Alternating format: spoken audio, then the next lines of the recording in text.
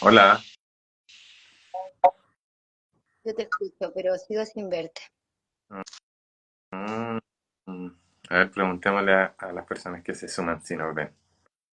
A ver, Si la gente lo ve sí, y no es mucho lo que te pierdes tampoco. De ver. a ver. A ver si alguien puede comentar si se ven los dos rostros.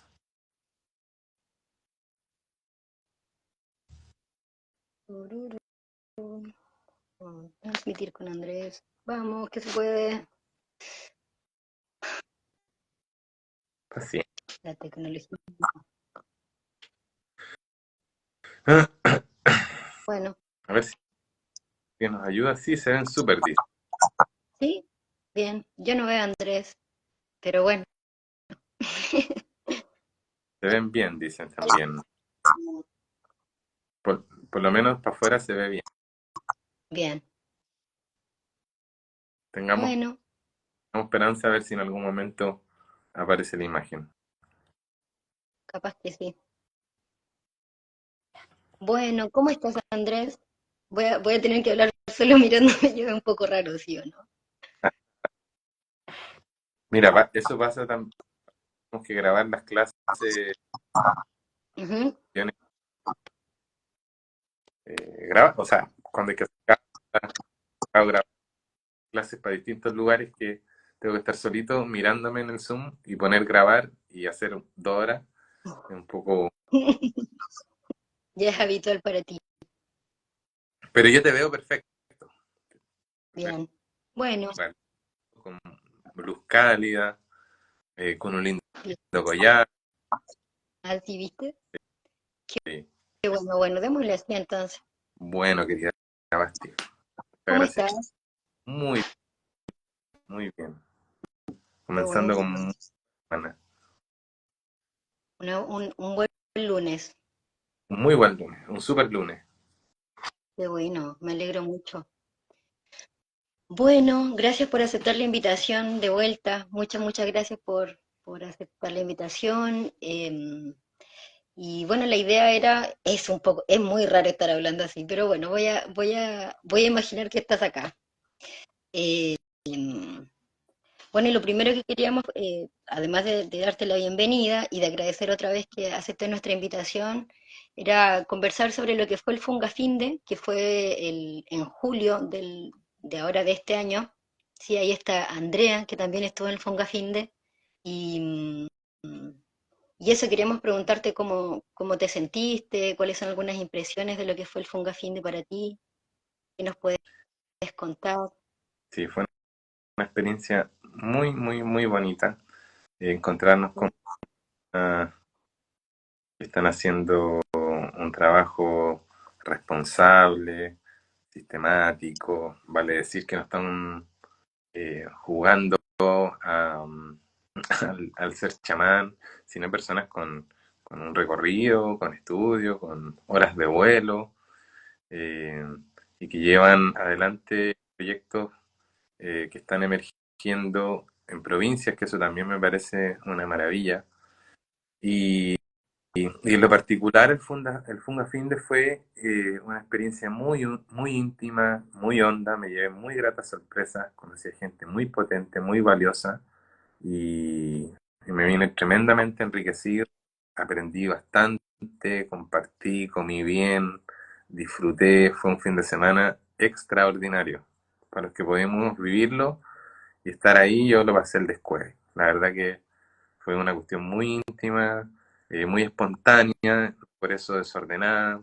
Las exposiciones estuvieron muy buenas, la, estuvo muy bien compensado por el artístico. Si bien es cierto, tuvieron exposiciones gruesas, académicas de 2 horas, potentes, eh, bien científicas las tuyas, bien psicoanalíticas las mías, muy integradora la de la Pili, el Facu dándole los puntos sensibles, pero después tuvimos el circo, el baile, las comidas, un, un verdadero evento que marca un precedente y, y yo ruego mucho para que se vaya contagiando porque las cosas buenas también se contagian y que la gente de regiones se vaya aprendiendo que se puede, que hay gente que está apoyando los rezos y que está haciendo este trabajo con una mano en el corazón, con otra mano en la cabeza, eh, en pos de abrir responsablemente la investigación en torno a los fenómenos de la conciencia, ¿no? Así es que yo estoy muy feliz, muy agradecido, y iría todas las veces que me inviten. Qué bueno, ¿te gustó Cocholhue? Me gustó Cocholhue, me gustó Tomé en general, sobre todo la gente, ¿no? La calidad humana, la cercanía de lo que se vivió. Eso se extraña mucho en la capital, ¿no? La cercanía, el contacto, la tostada, la mermelada, todas esas cosas que son muy cercanas a la experiencia, detalle. El cocinar con cariño, o sea, todos los detalles del Fungafinde fue una maravilla. O sea, todo, desde los anfitriones del lugar, Qué bueno. se nota cariño, la transmisión implícita de un cariño, una atención personalizada. La Basti y los coordinadores sin comentarios, súper atentos, ocupados, la gente se siente como en casa, los invitados, así que súper bien, súper agradecido. Qué bueno, Andrés. Te alegría que te sentiste bien, que se sintieron bien. Y el Facu igual, ¿cómo se sintió? ¿Te dijo cómo se sintió? No, el Facu lo pasó al descuido, a él le encanta viajar, Qué así es bueno. que uh, muy buen fin de semana. La verdad que el frío eh, fue un condimento que le dio un toque para sentir el calor interno. La reunión de la sala estuvo súper concentrado, ¿no? Los Ujú. movimientos, realmente una linda experiencia. Qué bueno. Que Qué ojalá bueno, que se Andrés. siga repitiendo, que pueda ir más gente, que pueda haber rotativa, que pueda haber dejado una semilla para las personas jóvenes que habían. Por fortuna, muchas personas que fueron me siguieron escribiendo, yo les envié material, eh, compartí algunos seminarios que están digamos, en los archivos del instituto. O sea, estamos colaborando y generando, tirando semillas en tierras fértiles porque vi personas con mucha disposición y con no solo con buena disposición, sino con buena cabeza y con buen espíritu para dedicarse al trabajo con las plantas maestras y con personas, ¿no? Con personas sagradas, con plantas sagradas, con la vida sagrada. Entonces, y la multidimensionalidad que requiere una preparación para trabajar con enteógenos psicodélicos, ¿no? Son tantas las dimensiones que requiere la preparación que uno no termina nunca, fíjate. Yo siempre parto de ir como al desnudo y siempre que tengo la posibilidad de ir a aprender alguna parte voy y como decía Wilfred Bion, borro el pizarrón de todo lo que sé, como decía Bruce Lee también, vacío mi taza de té para probar el té de un otro y voy siempre disponible para aprender. Sobre todo es necesario apoyar a la gente como, por ejemplo, allá vi gente profesional, psicólogos, médicos, terapeutas jóvenes, porque mira, aquí en Santiago, la gran mayoría de los cuadros psicóticos que están llegando a los hospitales son por consumo de psicodélicos o por marihuana fumada. Entonces, no es así de simple como a veces uno escucha por los podcasts, démosle psicodélicos a todos, a los esquizofrénicos, a la gente con trastorno de la personalidad. Eh, Me parece súper interesante abrir estos espacios de debate, de hablar, digamos, porque si solo se visualizan los beneficios, estamos cayendo también en un error, en una ingenuidad bastante infantil, ¿no? Psicosis, por, por el uso inadecuado o fuera de contexto de los psicodélicos, es una realidad, o si no, vayan a preguntar a los hospitales públicos. Los psiquiatras lo están diciendo aquí en Santiago. Y la psicosis, bueno, vamos a preguntar qué es la conciencia, ¿no? Eso, la gran pregunta de todos los tiempos.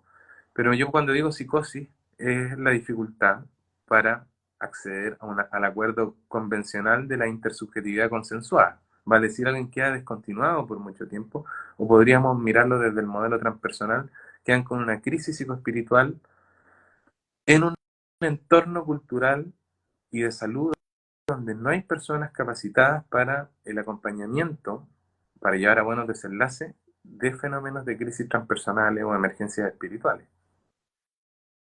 Entonces, a personas con esquizofrenia que empiezan a automedicarse por ver algunos podcasts de microdosis, ¿no? Que ahora uno levanta una piedra y hay 1 millón de personas dando microdosis. Entonces, personas con trastorno de la personalidad a veces empiezan a automedicarse con microdosis, y las personas con trastorno de la personalidad ven el mundo amenazante, ¿no? Se tiñen las cosas por los problemas que tuvieron cuando pequeñitos, y al consumir psicodélicos se les puede amplificar el riesgo y la percepción de amenaza. Entonces depende del contexto, del momento, del seguimiento, eh, que una persona pueda empeorar o mejorar en la toma de microdosis. Entonces es súper bueno generar espacios así de promover un poco una cultura más reflexiva en torno a este tipo de cosas, porque en realidad el permitir el acceso me parece el descueve, pero a mayor acceso, mayor consumo, y al mayor consumo, mayor riesgo. Y los riesgos están y son reales, ¿no? Hay personas hay personas malas que se acercan también a los psicodélicos para satisfacer cuestiones personales, ¿no? En la sociedad hay gente mala, el 1% de la población es psicópata. Es decir, está dispuesta a hacer daño a otros con el fin de generar un beneficio propio. Entonces, estas personas, a veces con trastornos de la personalidad, que hay estudios contemporáneos, pueden empeorar. Pacientes con trastorno de la personalidad narcisista o limítrofe, que sienten que tienen capacidades superiores, o empiezan a liderar movimientos menos sectarios, ¿no? O a sobreponderar sus supuestas experiencias internas, eh, y son factores que tienen que ver propiamente con el individuo. Entonces, si bien es cierto el set, es decir, la personalidad de la persona, el grado de la preparación que tiene, la intención y la expectativa es importante, el setting, que son los factores ambientales, físico-culturales, es otra variable importante, ¿no?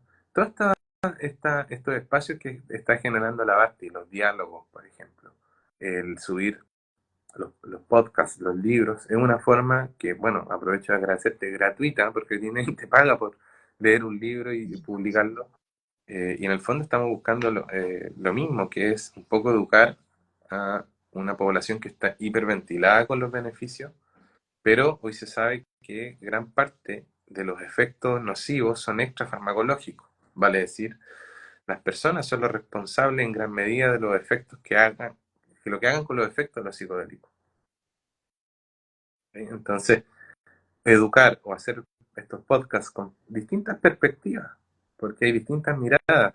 Hay enfoques psicologistas, hay enfoques transpersonales como los grofianos, hay enfoques chamánicos, hay enfoques psicodinámicos, ¿no? Ahora, lo que sí yo pienso que cualquier facilitador psicodélico debería tener alguna preparación en alguna hipótesis o teoría de la mente psicodinámica. Vale decir, que admita la premisa fundamental del inconsciente, como la psicología del self, los psicólogos europeos, los lacanianos, los grofianos admiten que hay un inconsciente, los sistémicos, los jungianos, aunque son distintos tipos de inconsciente, ¿no? Porque el inconsciente no es precisamente un saco donde uno guarda o almacena cosas del pasado. Entonces, un terapeuta no solo debería capacitarse en las cualidades de la sustancia, sino también en las cualidades de la sustancia psíquica, para, por ejemplo, distinguir tan elementales para las teorías de la mente como es una solicitud y una demanda, por ejemplo, que analíticamente hablando requieren de una escucha diferente. Una persona que llega a tu terapia y te dice: hola Basti, sé que trabajas con plantas, con hongos, quiero que me hagas una terapia para dormir mejor y para llevarme mejor con mi pareja. Quiero que me dé una macrodosis, ¿no? Eso no basta, ¿no? Necesitamos conectar con la dimensión subjetiva, que no es el yo de la personalidad del paciente, ¿no? Porque así se meten los caballos de Troya de los psicodélicos, ¿no? Así es como entran los problemas a las sesiones. Y esto se va logrando a través de una articulación del vínculo transferencial. Vale decir, es mucho más seguro que una persona haya generado un vínculo de varias sesiones antes. Eso de alguna manera abrocha la mitad del trabajo, ¿no? El motivo de consulta es yoico, es mi intención consciente, pero sabemos que el consciente es un 5% del asunto. Por otro lado, la demanda subjetiva, el terapeuta debería verificarlo o no. Y eso se llama en psicoanálisis evaluación, no con E, sino con evaluación. Si el terapeuta avala o no la entrada a la dimensión del inconsciente. Entonces yo puedo tener un buen hongo, un buen lugar, una buena ayahuasca, haber hecho un par de entrevistas, tener conocimiento de las teorías psicodélicas, pero eso no garantiza que haya una buena vinculación, que podría ser necesaria en momentos de malos viajes, cuando hay que dar una psíquica, por ejemplo, que no es precisamente una mano física, que ahí es donde vemos a veces confusiones de roles, ¿no? Cuando un terapeuta toca, ¿no? Las intervenciones en los estados modificados son súper importantes. Eh, ¿Por qué? Porque las situaciones de abuso, por ejemplo, dentro de los contextos de ceremonia, que hay investigaciones contemporáneas en relación a eso, los facilitadores usan material que ocurre en la ceremonia, en la entrevista o en las fichas clínicas para justificar sus abusos. Por ejemplo, un tipo de abuso es acercarse físicamente, corporalmente, de forma inadecuada a alguno de los asistentes de la ceremonia. Un toqueteo, hacer una supuesta sanación, un reiki, una extracción de una energía, de un dardo, un virote. O sea, la chica le dijo, yo tenía dolores en mi zona íntima o quistes o poliquísticos, ¿no? Entonces después el facilitador va y le hace una tocación supuestamente para sanarle eso, ¿no? O por otro lado también hemos visto indicaciones terapéuticas que solapan intereses personales. Por ejemplo, tú tienes que dejar a tu novio. Justo a la chica más guapa, la que le gustó al facilitador, ¿no? Entonces, hay cuestiones súper delicadas que es bueno ir aprendiendo si uno se va a dedicar a eso, porque cuando un paciente se está desbordando, por ejemplo, no significa que yo tenga que desesperarme o tenga que inquietarme o que ese paciente requiera de más atención y ayuda que los demás, ¿no? Eso requiere de una lectura y la lectura la va a hacer el background, el discernimiento y la preparación del facilitador. Por el contrario, por ejemplo, que un paciente esté muy tranquilito, muy silencioso y no diga nada, no significa que esté llevando un buen trabajo. Que diga dos o tres cosas, a veces puede estar dando cuenta de una situación que puede ser muy complicada para la integración, de ámbito psicótico. Por ejemplo, un paciente muy calladito en una sesión que de repente tú vayas y le preguntes, ¿no? No se ha movido, no ha dicho nada, y de repente diga, tú le preguntes, oye Pedro, ¿cómo estás? Y te diga, tengo una información que es para todos. Eso requiere de una lectura, ¿cachai? Entonces, bueno, es un mundazo. Yo ya me fui en la volada, estoy asociando libremente, pero es importante porque el uso terapéutico es nuevo, tiene 40 años, el uso chamánico tiene miles de años. eh, entonces, este uso tiene una raíz y es un uso ancestral, ritual. Claro, El, el pens- esa, el pensamiento eurocéntrico, unicéntrico, etnocéntrico, mm, dice que no, los rituales sirven, que es folclore, que es magia, que es pasado de moda, que es antiguo. Y esos chamanes de libro, que dicen los antropólogos, aún están vivos. Los puedes ir a conocer. Puedes venir a Sabia Terra, vienen bien seguidos a vernos. Y esos chamanes, que muchos que hablan de los libros, de la antigüedad habían chamanes, aún son los que custodian esta sabiduría. Ellos saben y el día de hoy están autorizando, están dando bendiciones, hay acuerdos, hay diálogos, no hay apropiación cultural. Ahí los indígenas están bajando de las montañas de la selva porque sus hijos ya no quieren seguir la tradición y se les indicó los taístas que vienen, la misma selva le indicó que tienen que enseñar a los blancos, que tienen que curar a los blancos. Entonces, cuando a mí me ven con collares, me dicen Andrés se cree chamán o está haciendo apropiación cultural ilegítima, no hay un papel formal que a mí me acredite que un taita me dio la bendición, pero hay una transmisión de linaje, hay una transmisión vincular, que no es legal, pero es legítima. Quizás no es sanguínea, pero es espiritual. Y es cuando un hombre de medicina o una mujer de medicina de una tradición indígena, indoamericana, decide hacer una alianza con un occidental para padrinarle, para enseñarle, para reconocerle como un discípulo o como un hermano. Y en la formación hay estudio, hay años, hay sacrificios, hay preparación, quizás tan o más potente que una preparación académica. ¿Ya? Ahí me callo.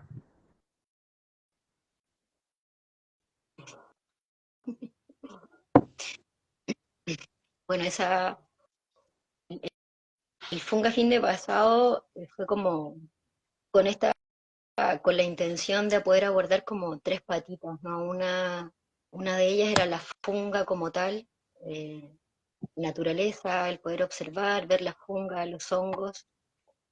Otra, el poder habitar como el espacio del juntarse, de la celebración, del poder compartir una cultura, digamos, del compartir, de la celebración y de-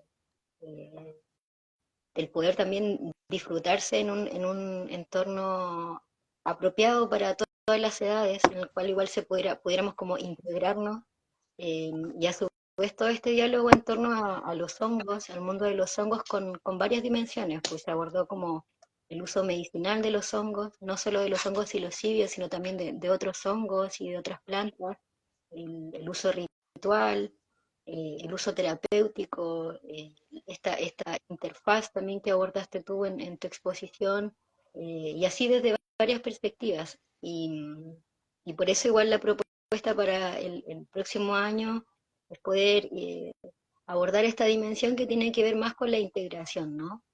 La integración de los estados no ordinarios de conciencia. Eh, que no solamente tiene que ver con los hongos como tal, sino que también tiene que ver con, bueno, con muchas otras plantas y otras experiencias que, como tú bien cuentas, nos relatas, ¿no?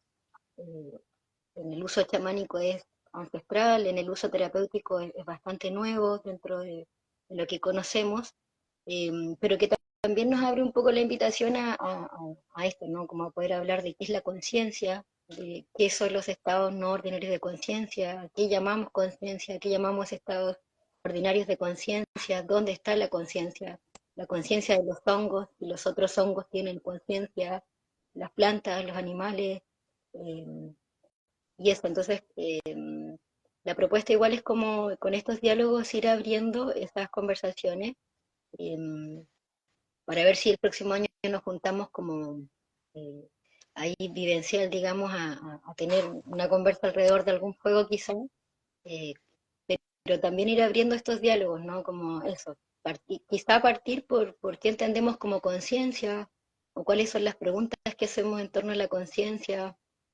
Así que si puedes contarnos o compartirnos un poco sobre qué es lo que tú conoces o desde tu experiencia. Siempre uno tiene que preguntar, por ejemplo, la conciencia para una enfermera, ponte tú. Llega un paciente que se cayó y se pegó y quedó. ¿Dónde está la conciencia? Llegó inconsciente, ¿no?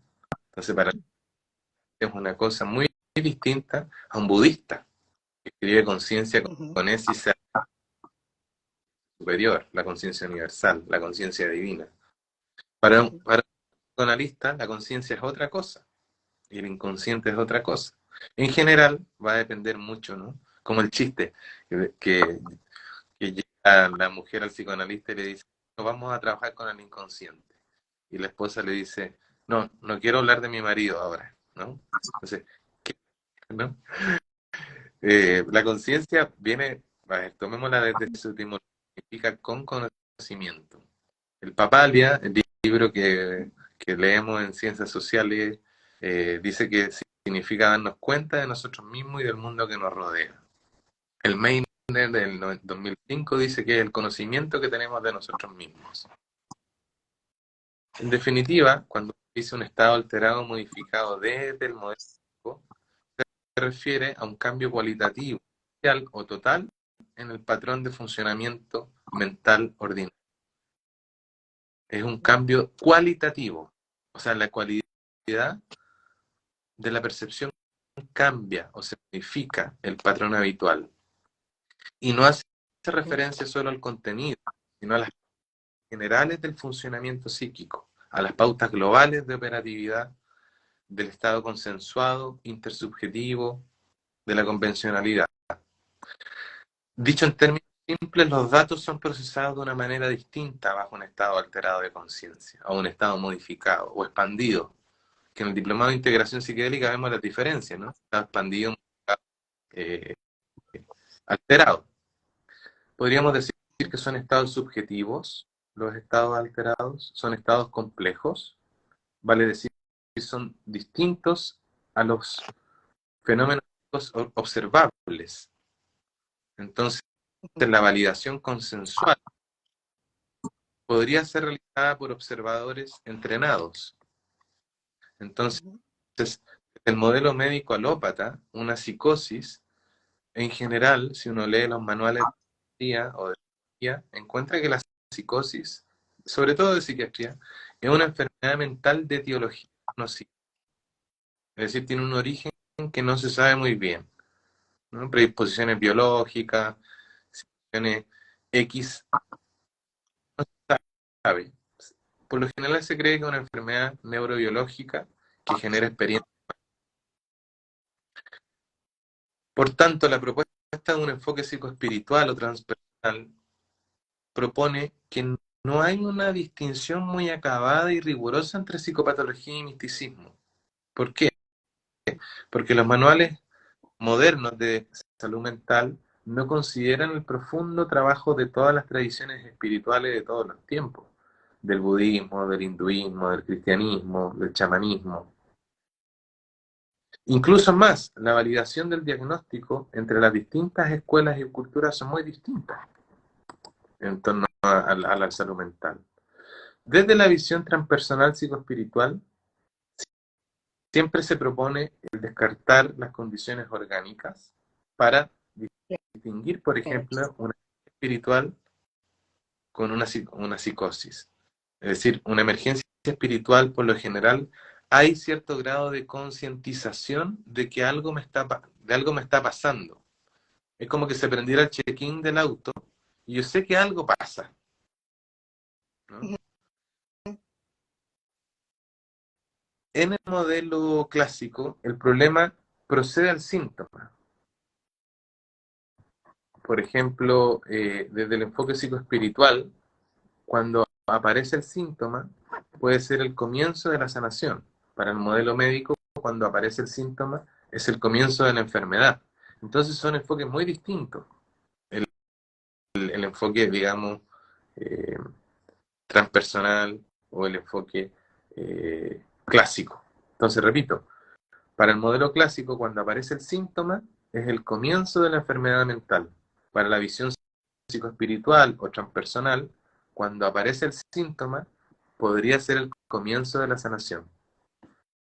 Por eso aparece Stan Grof, ¿no? Con acuña el concepto de emergencia espiritual. No sé si quisiera que comentaran un poquito de eso, ¿no? ¿Sí? Las emergencias espirituales son... ¿No? ¿Mm? Sí, te ¿Me escuchas escucho. Ahora corta? sí te escucho bien. Ya. La emergencia espiritual son experiencias que son positivas, pero si se abordan de manera adecuada, según los investigadores, pueden ser intensas o suaves, y generalmente si se integran bien, aportan un proceso de transformación interior que conduce una vida inclinada hacia lo trascendente o hacia lo espiritual. En algunos momentos pueden ser experiencias críticas que pueden incluir experiencias difíciles de incorporar mientras ocurren. En el estado habitual o común, ordinario, pueden implicar fuertes emociones, pensamientos extraños, intrusivos, incluso visiones o manifestaciones físicas o psíquicas o paranormales. Algunos, entre comillas, tienen recuerdos de otras vidas o sensaciones de unidad con el universo o el encuentro con seres mitológicos. Hay distintas formas de gatillar una emergencia espiritual.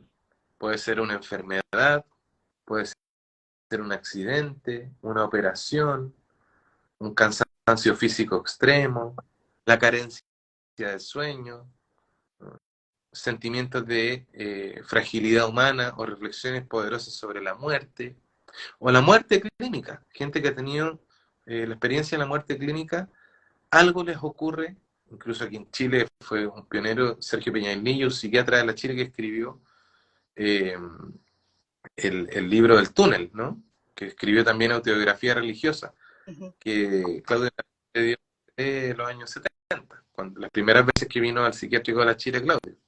En un parto, por ejemplo, el peligro de muerte, cuando la madre está ahí en el proceso de parto, ¿no? La frontera en definitiva entre la vida y la muerte, el inicio y el fin. En prácticas tántricas, en un avistamiento ovni, etcétera. Hay muchas formas. El uso de psicodélicos, por ejemplo. Y ahí donde están Groff junto a Cristina, en muy buenos libros que si a alguien le interesa le puedo enviar digitalmente el libro La tormentosa búsqueda del ser, por ejemplo. Es un libro solamente de abordaje a las crisis psicoespirituales. Eh, Él dice que cuando el emerger espiritual es muy rápido y espectacular, por ejemplo, alguien que se tomó un LSD y antes nunca se había mirado un milímetro para adentro, el proceso puede convertirse en una crisis psicoespiritual. Es decir, un emerger del despertar espiritual se convierte en una emergencia espiritual. Es muy abrupto. Y las personas que sufren estas crisis se ven bombardeadas de experiencias internas que cambian de modo abrupto, categórico, sus viejas creencias y sus modos de vivir. Su relación con la realidad cambia de manera abrupta. Se sienten incómodos con el entorno familiar o cultural cotidiano. Y también pueden tener problemas a la hora de distinguir qué cosas son internas, qué cosas son externas. Físicamente pueden sentir movimientos muy fuertes, descargas eléctricas, ¿no? El movimiento de la energía, los chakras, los kundalini, el despertar de la kundalini, ¿no? Una historia también el tema del despertar de la kundalini. Sin embargo, si se les ofrece una comprensión, una guía y un acompañamiento adecuado, normalmente estas personas terminan integrando, metabolizando su viaje y terminan cooperando y agradecidos de integrar. Es un parto espiritual, ¿no? Entonces, culturalmente no estamos preparados, no hay instituciones, digamos, en la universidad, no nos forman para acompañar emergencias espirituales. Entonces, el emerger espiritual es más lento, es paulatino, es de a poco. Vale decir, por ejemplo, si yo fuera un yogi y tengo hijas pequeñas y de chiquitita yo les enseño a meditar, a hablar del mundo espiritual, ¿no? Ellos van a tener un emerger, es decir, va a ser paulatino, va a ser de a poquito. Pero en ocasiones, cuando ocurren emergencias espirituales, la conciencia espiritual penetra tan profundamente que produce un cambio abrupto de la percepción sobre situaciones de la vida cotidiana. Entonces, cuando el emerger espiritual es violento, rápido e insostenible, se convierte en una emergencia espiritual. Y eso requiere un acompañamiento, ¿no?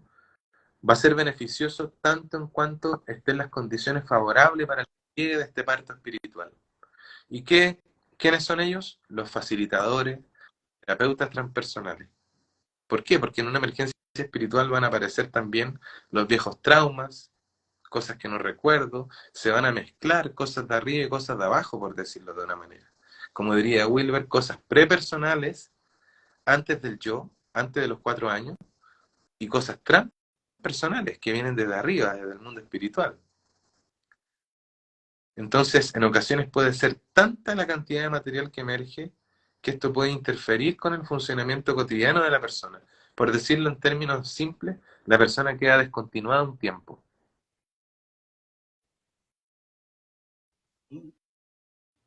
Entonces, en este contexto, y no el contenido, es que estas experiencias pueden parecer patológicas y en general tienden a patologizarse y muchas personas con emergencia espiritual terminan en los psiquiátricos con drogas supresivas, bajo el encuadre del modelo clínico clásico, ¿no? Estas manifestaciones van a ser totalmente indeseables, ¿no? Y se precisa medicación urgente. Entonces, la duración, el abordaje de estos acompañamientos va a ser clave. Sobre todo hoy, que el destape espiritual está más potente que nunca. Recuerdo a Groff, y con esto cierro esta parte, que él decía, al patologizar los estados transpersonales, la ciencia occidental ha patologizado toda la historia espiritual de la humanidad.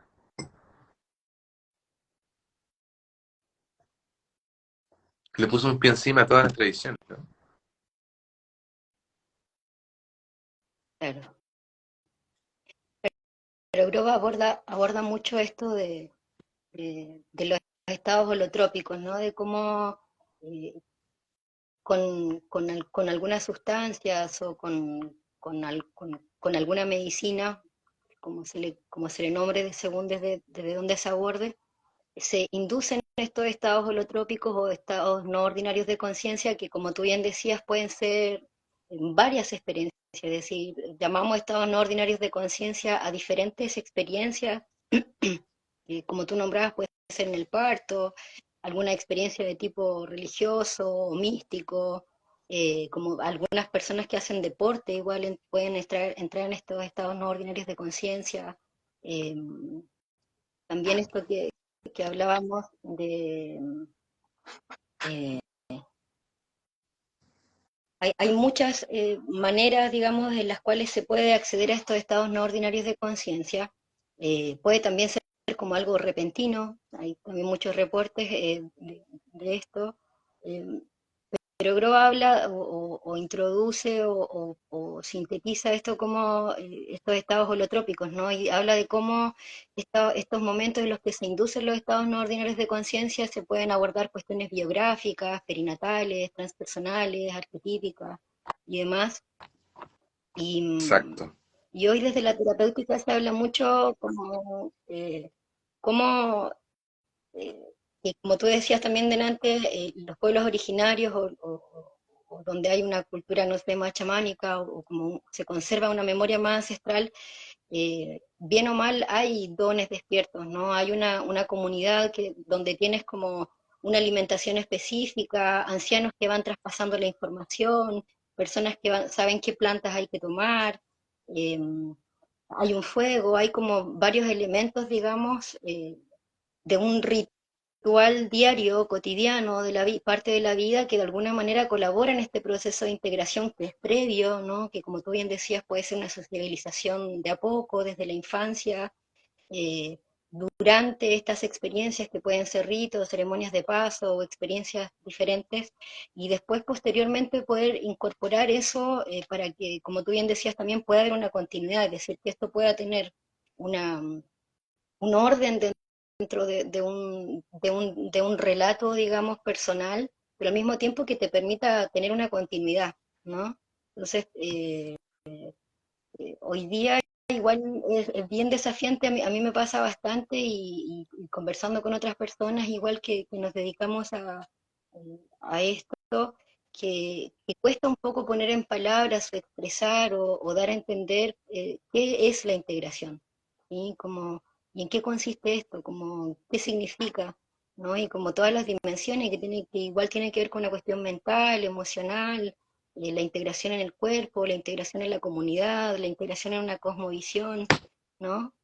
Eh, y como tú bien dices también, no tenemos mucha preparación tampoco, como que igual es algo que es bastante como un oficio, ¿no? Como algo que de alguna manera desde las sociedades occidentales vamos buscando como rearmar estos escenarios, no sé si similares es la palabra, pero escenarios que de alguna manera permitan que, un poco también mirando las experiencias de pueblos originarios o de otras culturas que tienen un bagaje, un amplio bagaje en torno a esto, eh, y eso, ¿cómo hablamos de la integración? ¿A qué nos referimos cuando hablamos de la integración?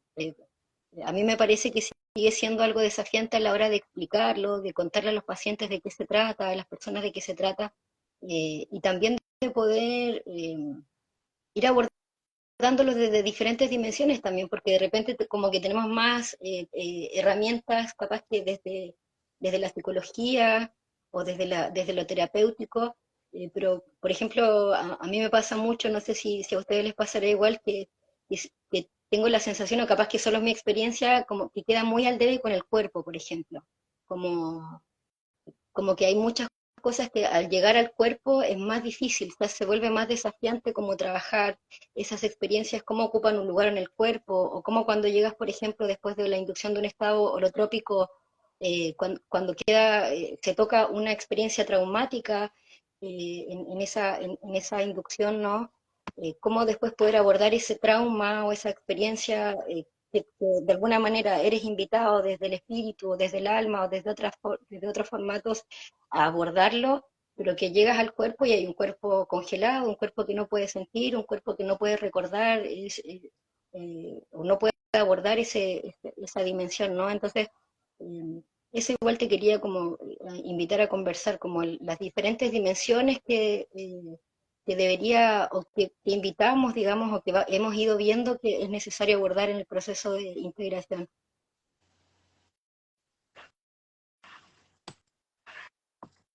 Sí, Basti. Me parece que el trabajo siempre es con otro. Hay cosas que son para hacerlas Ajá. solitarias, pero este trabajo es para hacerlas. eh,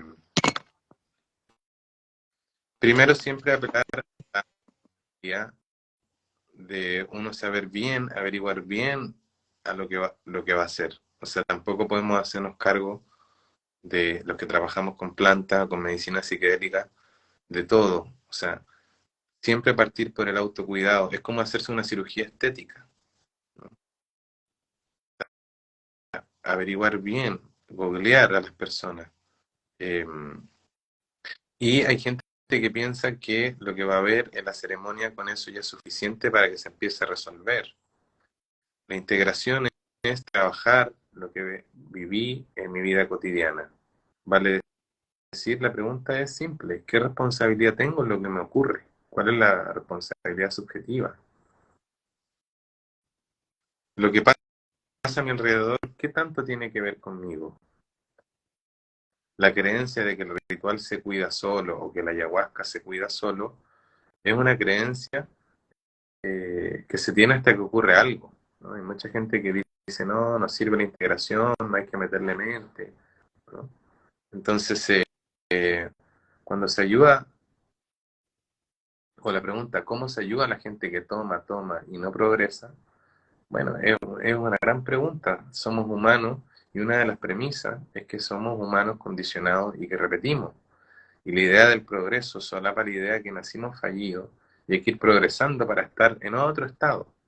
Entonces hay gente que usa la medicina como una forma de no trabajar sobre sí mismo y depositan la responsabilidad de la sustancia, o en el facilitador, o en el chamán.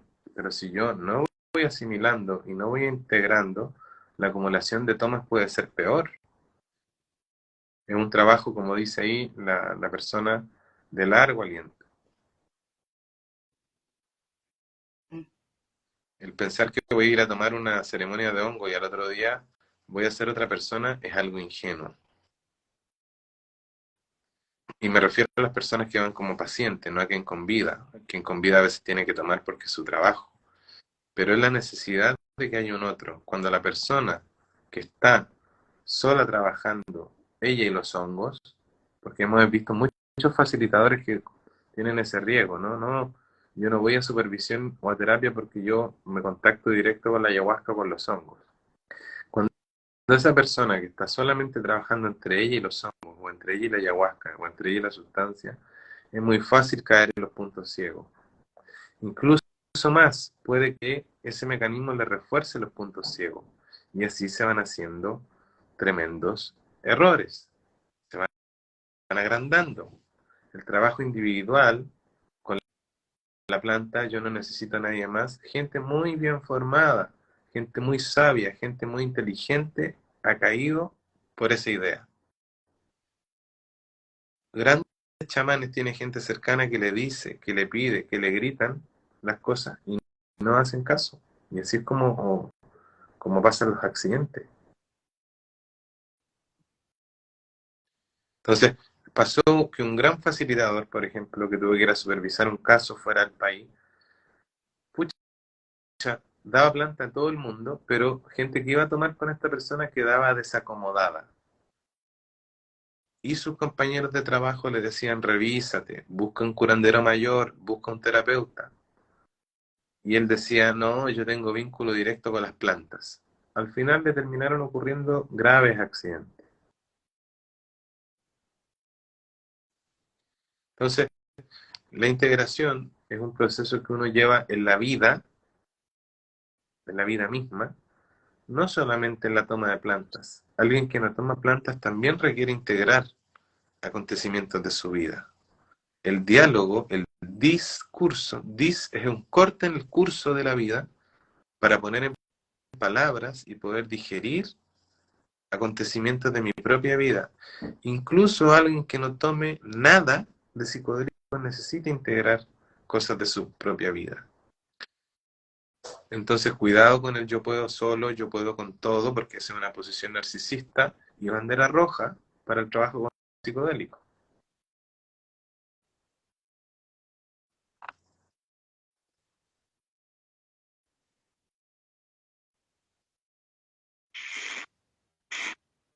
Entonces tú lo pones como en el lugar de, tengo la sensación, no sé si estoy entendiendo bien, de que esto del cómo poder poner en palabras hacia los pacientes o hacia las personas que se acercan en busca de estas experiencias, eh, eh, por qué significa la integración también tiene que ver con el proceso que va haciendo el terapeuta con relación a su propio proceso de integración. ¿Eso es lo que entiendo o no? Claro, no, no, ¿Sí?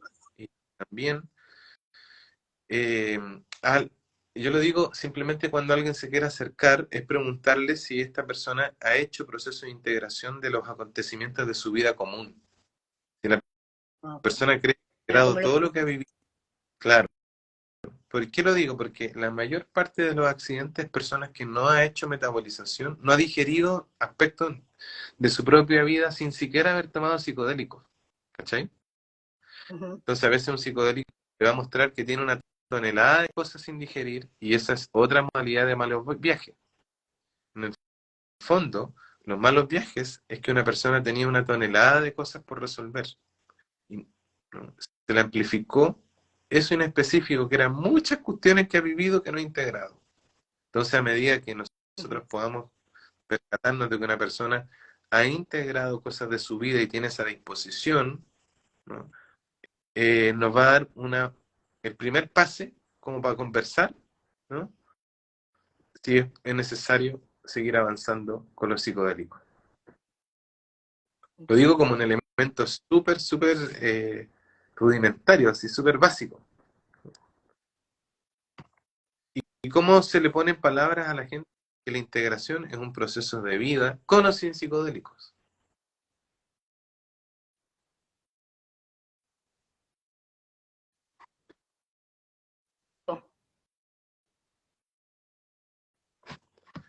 Se Hay, cortó. Conocí hay dos riesgos grandes. psicodélicos, me queda hasta Sí, ahí, Andrés, ¿sabes? Cortó. Conocí psicodélico y ahí se cortó.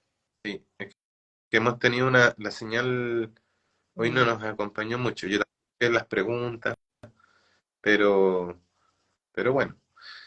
Yo digo que hay dos Pero perspectivas sí. hoy en juego. Ujú, Una ujú. elevación y otra que es reduccionista. Hay un riesgo en relativizar y romantizar los psicodélicos y elevarlos como si siempre nos entregaran estados místicos e integradores por sí mismos. Y hay otro riesgo, que uno lo ve en los medios, ¿no? Que es patologizar y condenar los psicodélicos y denigrarlos a que siempre van a ser patológicos. Por ejemplo, ahora el caso en Perú, viste que un tipo acribilló a una ucraniana, ¿no? Hace un par de días y la acuchilló y la mató, y eran amigos, y tomaron una mezcla de San Pedro, hongos y ayahuasca. ¿Qué es lo que pasó? Él dice que durante el efecto de la ceremonia, él se percató de que tenía que ayudar a esa niña a que su alma se libere del sufrimiento que llevaba en el cuerpo. Entonces, los medios sensacionalistas dicen, por el uso de peligrosas drogas, ¿no? Y se le echa la culpa a las pobres plantas. Entonces, hay un riesgo, tuvimos, en el mismo canal de televisión veía esa bipolaridad, que en una semana dice, o en el mismo periódico, persona mata a otra por el uso de peligrosas drogas, y la otra semana dice, bueno, investigación de hongos psilocibios ayuda a la depresión y el estrés. Entonces, tenemos esa bipolaridad media limítrofe, o son lo mejor, elevacionista, o las patologizan. Entonces, hay mucho que educar en torno a los psicodélicos, querida, y claro, por ejemplo, yo les recomendaría a los amigos que están ahí, lo primero, que échenle una mirada también a los estados, a lo que habla Wilber, de la diferencia entre estado de conciencia y estadio de conciencia. Adiós.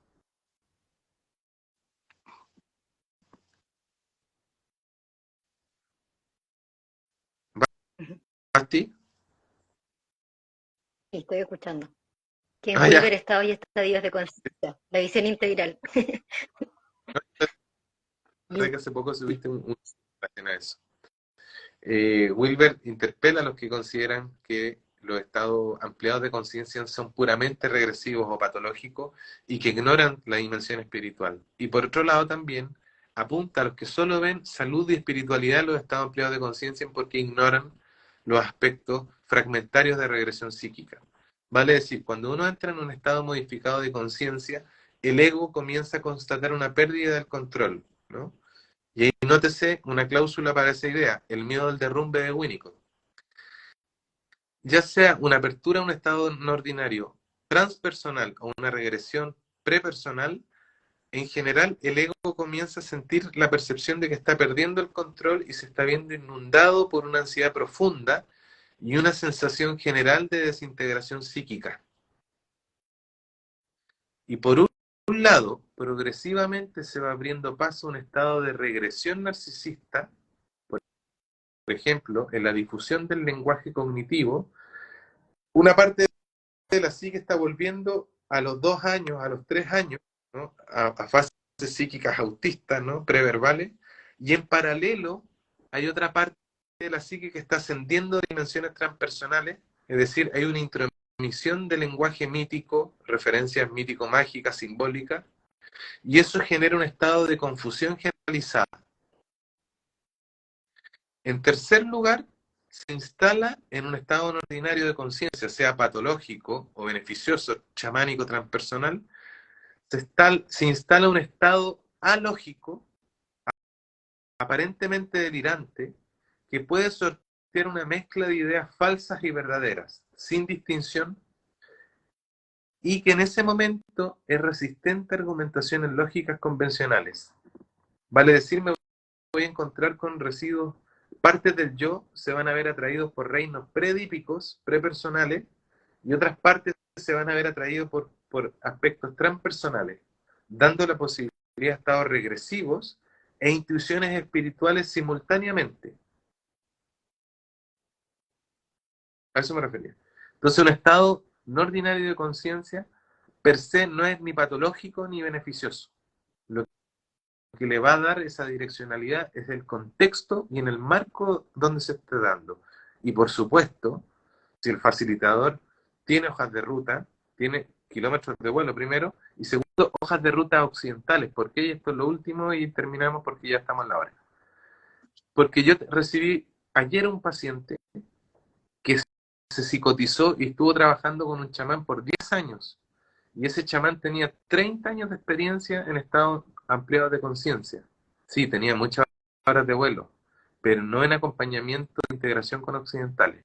O sea, hoy la discusión está si los psicodélicos deberían darlo los chamanes, los psiquiatras, no lo sé.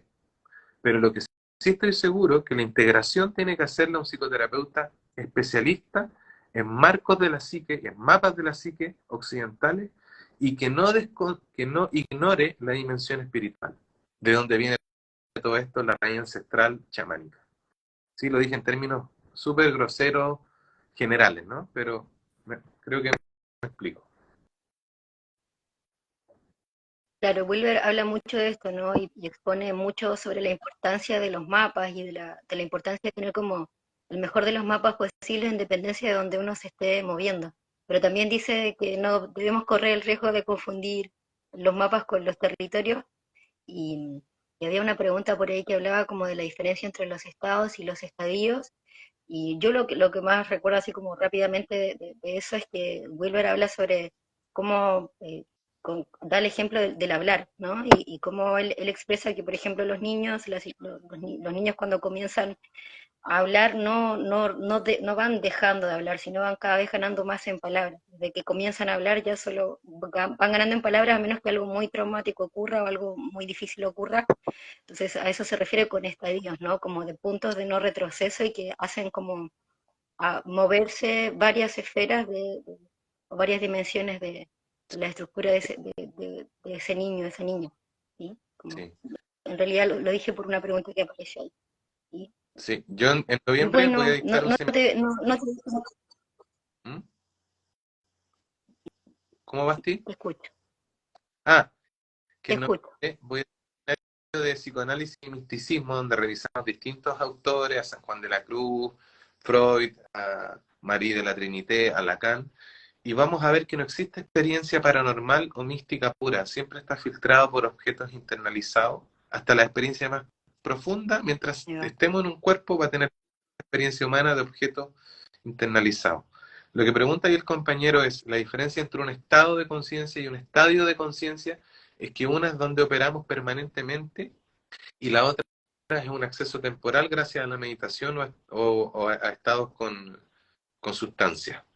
En primer lugar, lo último Ya. que quisiera poner sobre la mesa para considerar es que la psicoterapia asistida es precisamente eso, un proceso de psicoterapia mayúscula, asistida con psicodélicos como agentes coayudantes, pero el énfasis siempre está en el proceso psicoterapéutico. Por eso es la importancia de la formación del terapeuta que haga esto, que mantenga una relación relativamente directa con una teoría de la mente como base. Y aquí es donde los sincretismos y eclecticismo y popurrí New Age a veces confunden, ¿no? El terapeuta se sienta en un trípode, estudios acabados de una teoría de la mente, ¿no? Por eso es ético, supervisión de su práctica con un mayor, con alguien con más experiencia, y terapia personal. Haber tenido 40 a 60 horas como mínimo de terapia personal. Eso.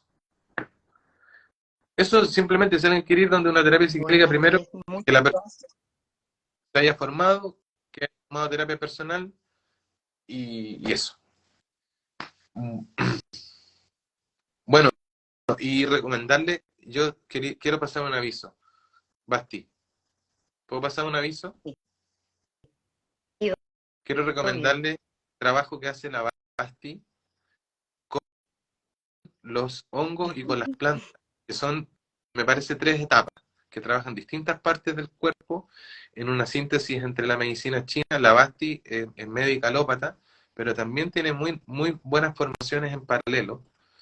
Y yo pronto voy a ser tu paciente, así es que recomiendo mucho. Yo vi la entendí teóricamente lo que hacen y me pareció súper encachado, súper vanguardista, súper cercano a lo que se necesita hoy, una medicina integral. Así es que cualquier persona que esté buscando una atención con una doctora realmente que se la juegue y que considere la dimensión física, psicológica y espiritual, vayan con la Basti. Yo, a mí me encantó, la exposición que hiciste en el Sí, Fungafinde, la la encontré. idea es- No he tenido tiempo, pero yo pronto le voy a pedir ahora a esta doctora. Así da gusto atenderse con... Da gusto encontrar médicos así.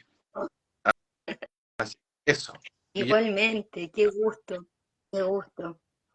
Muchas gracias, Andrés. Pucha, no te pude ver, pero bueno, te agradezco infinitamente. Por ahí hubo mucha gente que se conectó, gracias a las personas que se conectaron, que escucharon. Gracias, Facundo, que está por ahí. Muchas gracias. Y eso, muchas gracias, Andrés, por compartirte con nosotras. Y nada, vamos a seguir en estas conversaciones previas ahí para que el 2025 sea una súper buena conversa con un montón de cosas previas o sea, ya avanzadas en estos diálogos y eso. Y gracias infinitas no, siempre por no toda su labor. nos vimos. Igual se vienen, Tierra tiene cosas increíbles, increíbles cada día, suben cosas increíbles, muy buenas, uno no sabe qué elegir de todo lo que tienen para compartir. Así que nada, que sigan siendo un manantial de bendición y de formación y de experiencia para, para, para este territorio, para este sur del mundo. Y, y nada, que podamos Gracias. seguir trabajando desde diferentes dimensiones de integración y, y eso.